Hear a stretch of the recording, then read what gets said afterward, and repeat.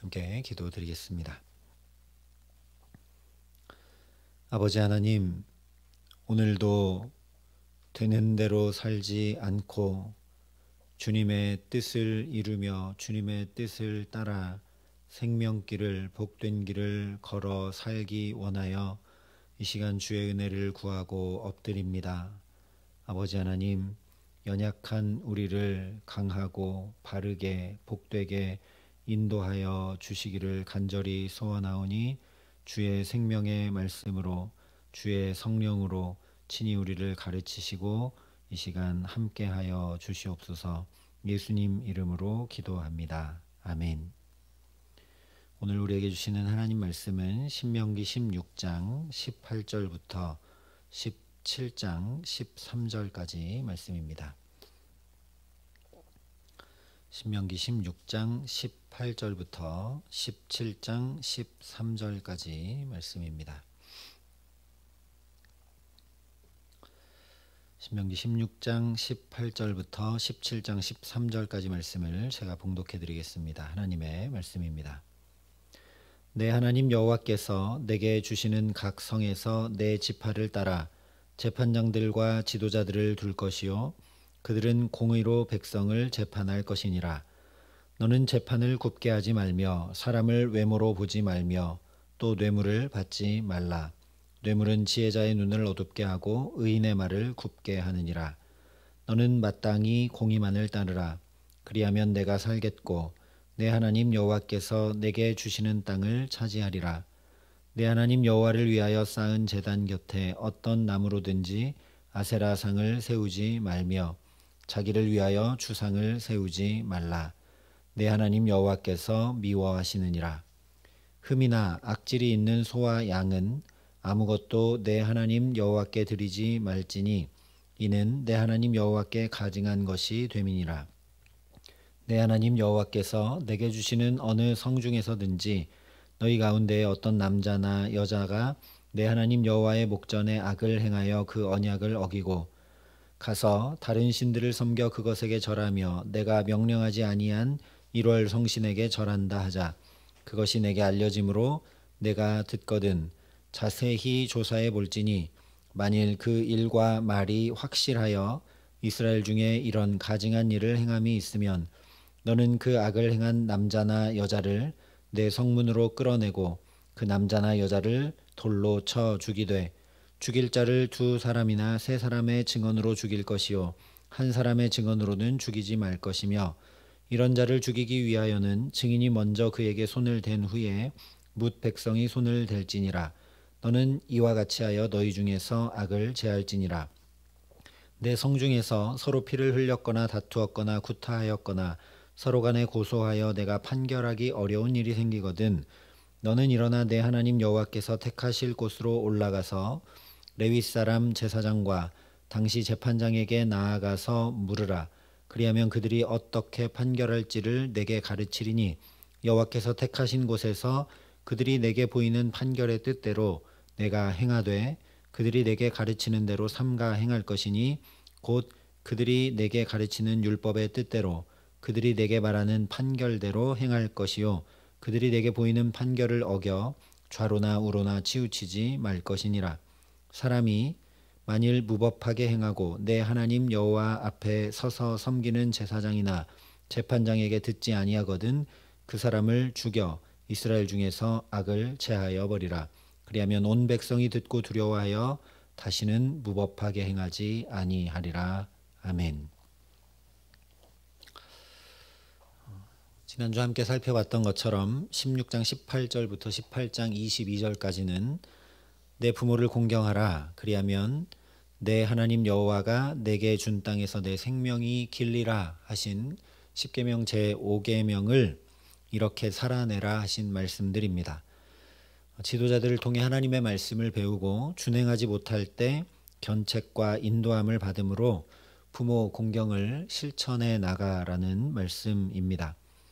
또한 그 부모 공경이 그저 집에서 나의 부모 공경하는 것으로 끝나는 것이 아니라 이스라엘 전체에서 지도자들을 공경하며 그 권위에 순종하고 따르는 것으로 확장되고 실천되어야 한다라는 말씀이기도 합니다. 왜냐하면 그렇게 가장 가까운 데서부터 공경함이 확장되고 또 확장되어서 사회 전반에 걸쳐 그런 공경이 있게 되면 그것이 더 확장되어 나가는 것이 곧 하나님을 경외함이 되기 때문입니다. 그래서 이 단락에서는 이스라엘의 지도자들인 재판장, 왕, 제사장, 선지자에 대해 말씀을 하고 오늘은 먼저 재판장에 대해 말씀을 하고 있습니다. 18절에 이렇게 말씀을 합니다. 내 하나님 여호와께서 내게 주시는 각 성에서 내 지파를 따라 재판장들과 지도자들을 둘 것이요 그들은 공의로 백성을 재판할 것이니라. 또 20절에도 너는 마땅히 공의만을 따르라. 그리하면 내가 살겠고 내 하나님 여호와께서 내게 주시는 땅을 차지하리라 말씀을 합니다. 공의로 재판하고 공의를 따르라 분명하게 강조하며 말씀을 하죠. 왜냐? 만약 재판장이 공의롭지 못하거나 분명히 공의롭게 재판을 했는데도 그 판결된 공의를 백성이 따르지 않으면 이스라엘 전체의 공의가 도미노처럼 무너질 수밖에 없기 때문입니다. 문제는 그렇게 공의가 무너진 사회는 행복도 함께 무너진다라는 사실입니다. 올해 발표된 국가 투명성 지수와 행복 지수를 보면 이것이 확연하게 드러납니다. 전 세계 국가의 청렴도를 조사한 결과를 보면 1위부터 3위가 덴마크, 뉴질랜드, 핀란드입니다. 또 국가 행복도 1위부터 3위는 핀란드, 덴마크, 아이슬란드입니다. 덴마크와 핀란드가 이 3위 안에 둘 다 들어있죠. 청렴도가 높을수록 나라의 행복 지수도 높은 것이 분명하게 이 조사 결과 드러나고 반대로 청렴도가 낮을수록 국가의 행복 지수도 낮은 것으로 나타나는 것을 이 조사 결과를 통해 보게 됩니다. 그러므로 공의가 무너진 사회, 청렴하지 못한 사회는 그 사회의 가장 기본 단위인 가정이 행복하기가 어렵고 행복하지 못한 가정에서 부모 공경은 요원한 일이 될 수밖에 없는 것이죠. 그래서 어떻게 하면 부모를 공경함으로 땅에서 잘되고 장수하게 되는 이 10계명 5계명 약속의 말씀을 누리며 살도록 공의를 세워갈 수 있는지 오늘 크게 세 가지를 말씀해 줍니다. 첫째는 당연히 재판을 굽게 하지 않는 것이죠.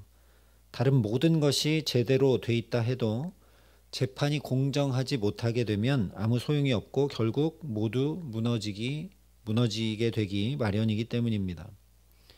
더 설명할 필요도 없이 우리가 무전유죄, 유전무죄라는 말을 자조적인 어투로 이야기할 만큼 공의가 바로 세워지지 못한 우리 사회에 어떤 모습들이 나타나고 있는지 계속 보고 들으며 살아가고 있습니다. 그래서 19절에 이렇게 오늘 말씀을 합니다. 너는 재판을 굽게 하지 말며 사람을 외모로 보지 말며 뇌물을 받지 말라. 뇌물은 지혜자의 눈을 어둡게 하고 의인의 말을 굽게 하느니라. 여기 말씀하고 있는 것처럼 재판을 굽게 하지 않는 방법은 사람을 외모로 보지 않는 것이고 뇌물을 받지 않는 것입니다. 물론 이것은 재판장만 아니라 모든 백성이 실제적 실천으로 행해야 할 규례입니다. 뇌물을 주는 사람이 없으면 당연히 받을 일도 없고 외모로 판단하지 않으면 외모 지상주의가 될 일이 없기 때문입니다. 그런데 여기서 더 나가서 왜 이렇게 행하라 하셨는가 그 근본 이유를 우리가 생각할 필요가 있습니다. 바로 하나님은 중심을 보시는 분이기 때문입니다. 사울의 후계를 기름 부어 세우기 위해 이새의 집으로 간 사무엘에게 하나님께서 나는 중심을 본다 이렇게 말씀해 주셨죠. 바로 이것입니다. 공의만을 따르는 방법은 그저 외모로 보지 않고 뇌물을 받지 않는 데 그치는 것이 아니라 하나님을 경외하는 데 있습니다. 나의 중심을 보시는 하나님 앞에 행하는 것이 곧 공의를 따르는 삶이라는 것이죠. 하나님 앞에 행하며 살아가는데 내가 뇌물을 받을 리가 없고 사람을 외모로 판단할 리가 없죠. 하나님은 시건치 아니하시는 분이고 하나님은 고아와 객과 과부를 돌보시고 사랑하시는 분인데 그 하나님을 경외한다 하면서 나는 그렇게 살지 않을 수 없는 것입니다. 그러니 오늘도 우리 입술의 말과 마음의 묵상까지도 주님 앞에 연락될 만하도록 성령께서 친히 우리의 연약함을 도우시고 마음과 생각을 지켜주시는 귀한 은총 주시기를 예수님의 이름으로 축원합니다. 공의를 세우기 위한 두 번째 구체적 실천 방법은 자세히 조사하는 것입니다. 17장 2절 이하의 말씀을 보면 누군가 하나님 앞에 악을 행하고 언약을 어기며 우상을 섬기는 일이 생기면 그것을 자세히 조사하라 4절에 말씀을 합니다. 복잡하게 생각할 것 없이 한 사람의 삶은 그야말로 복잡다단해서 자세히 알아보지 않으면 그 사람이 왜 그렇게 말하고 왜 그렇게 행동하는지 알 수가 없는데 우리는 잘 알아보려고 하지도 않은 채 그냥 겉으로 보이는 모습, 한번 듣게 된 말 가지고 그것을 오해하고 판단하고 정죄할 때가 참 많습니다. 그런데 그렇게 하면 공의를 세워가기는커녕 관계와 공동체를 무너뜨리게 됩니다. 그래서 앞쪽 13장에서는 우상숭배를 종용하거나 행하는 자는 곧바로 돌로 쳐 죽이라 말씀을 했는데 이제는 6절에 이렇게 말씀합니다.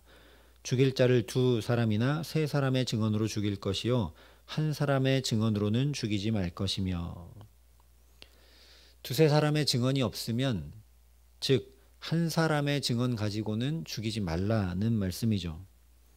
자세히 조사하지 않고 그저 한 사람의 고소로 죽이게 되면 모함이나 괴계로 억울하게 죽는 경우들로 인해서 오히려 공의가 더 무너져 내릴 수 있기 때문입니다.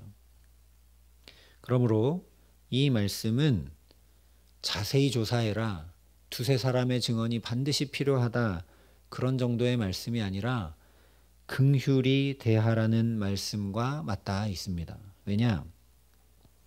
긍휼과 사랑의 마음이 있을 때에만 보이는 대로 판단하지 않고 자세히 살펴 행할 수 있기 때문입니다.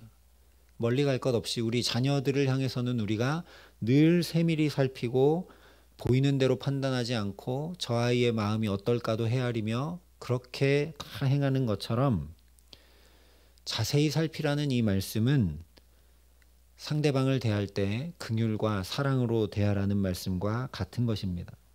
그때 공의가 세워질 수 있는 것이죠. 그러니 오늘도 우리 안에 주의 긍휼과 사랑의 마음 부어주시기를 먼저 간구하는 저와 여러분 될 수 있기를 소망합니다. 공의를 따름으로 사는 세 번째 방법은 당연히 악을 제하는 것이겠죠. 2절부터 7절은 우상숭배자를, 8절부터 12절은 공의의 판결을 따르지 않고 좌로나 우로나 치우쳐서 분명히 공의롭게 판결했는데 그거 따르지 않고 자기 마음대로 행하는 자를 죽여 이스라엘 중에서 악을 제하여 버리라 분명히 말씀을 합니다.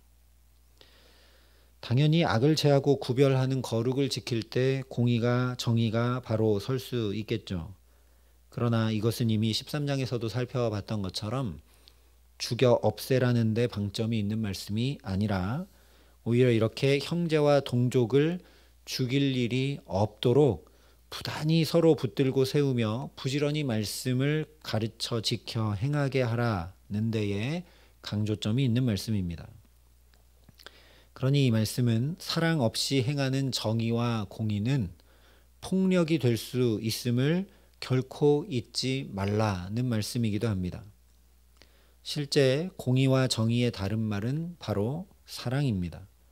그래서 베드로전서에 무엇보다 뜨겁게 서로 사랑할지니 사랑은 허다한 죄를 덮느니라 분명히 말씀했습니다.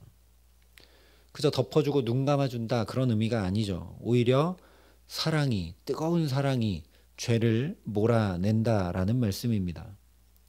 실제 우리도 경험하지만 교육하고 훈련한다고 죄가 바로 잡히고 그 사람이 바로 서지 못합니다. 교육과 훈련으로 된다면 우리 사회에 범죄자는 없어야 될 겁니다. 초등교육부터 고등교육까지 다 교육을 받는데 죄를 저지르는 사람이 있어서는 안 되겠죠. 또 교도소라는 것이 있어서 다 잘못된 행위를 바로잡고 가르치고 교육하고 훈련하니까 우리 사회에 최소한 전과 2범, 3범은 없어야 마땅할 겁니다. 근데 그렇지 않다는 거죠. 하나님도 우리를 교육과 훈계가 아니라 독생자를 내어주신 사랑으로 대하셨음을, 그래서 우리가 죄에서 구원받고 이렇게 살고 있음을 분명히 기억해야 합니다. 그러니 오늘도 어떻게 하면 가족들에게, 만나는 모든 이들에게 사랑으로 대할 수 있을까 하며 주님의 사랑을 구하고 그 주님의 사랑을 뒤따라 행하며 살아가는 저와 여러분 될 수 있기를 간절히 기도합니다. 마지막으로 이 세 가지를 위해 실천적으로 가장 중요한 것은 무엇인가? 바로 공의를 찾고 구하고 묻는 것입니다. 공의를 찾고 구하고 묻지 않은 채 내가 기준이 돼서 내 마음대로 살아가면 절대 공의가 세워질 수 없습니다. 묻는 마음이 겸손한 마음이고 겸손하면 하나님의 말씀대로 은혜를 입게 되어 있습니다.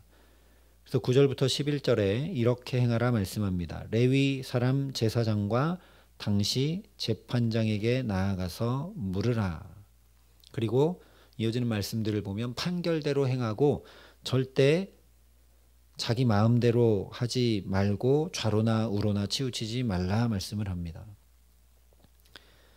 그런데 여기서 가장 중요한 것은 무엇이냐? 왜 제사장과 재판장에게 나가 물으라 했느냐? 그들이 하나님의 율법의 뜻대로 가르치고 판결할 것이기 때문입니다. 그리고 하나님의 율례를 가르쳤으니 그 판결을 듣고 내 마음대로 행하지 말고 좌로나 우로나 치우치지 말라 하는 것이죠. 그러므로 공의를 살아내는 것은 바로 하나님의 말씀을 준행하는 것이 됩니다. 공의의 기준은 사람도 아니요, 관습도 아니요, 또는 세워진 지도자의 어떤 말도 아니요, 오직 하나님의 말씀이라는 것입니다. 반대로 생각하면 지금 하나님께서 지도자를 세우라 말씀하셨으니 하나님의 말씀을 따르면 지도자를 세우게 돼 있고 그 지도자에게 묻고 가르침 받게 돼 있고 뇌물을 받지 않고 사람을 외모로 판단하지 않게 되고 어떤 일이든지 보이는 대로가 아니라 자세히 살피고 헤아리는 긍휼과 사랑으로 행하게 마련이기 때문입니다. 그러니 오늘도 우리 안에 이 빛되신 말씀, 생명의 말씀, 주의 사랑의 음성인 복된 말씀으로 충만케 하시기를 간절히 기도합니다.